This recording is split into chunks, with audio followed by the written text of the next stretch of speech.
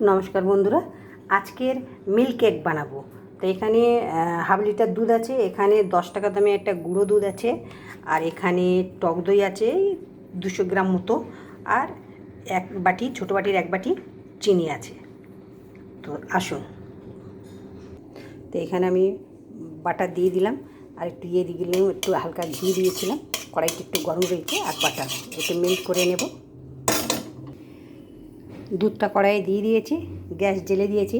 তো এখানে আমি দেব চিনি এক বাটি, আর একটু কেশর দিয়ে দিয়েছি, এই যে একটু কালার ভালো হবে গুঁড়ো দুধটা।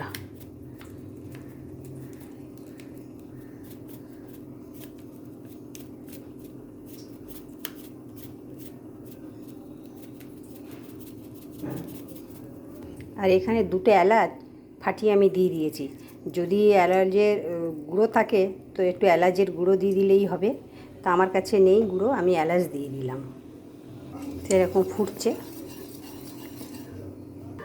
দুধটা ফুটে এসছে, মানে মোটা হয়ে গেছে। তো এই সময় আমি দইটা দিয়ে দেবো।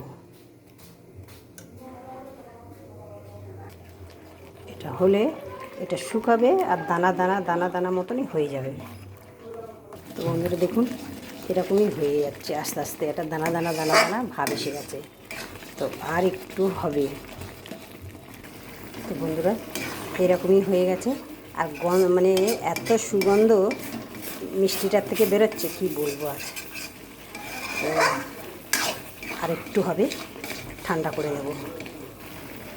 হয়ে গেছে, এবারে নামিয়ে নেব।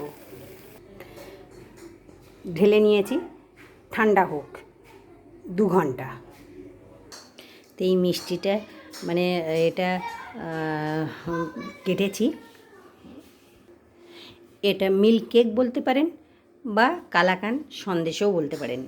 তো খেতে এত ভালো, এই যে আমি কেটেছি আর খেয়েছি, তো এত ভালো লেগেছে, তো কি বলবো, ভীষণ ভালো হয়েছে।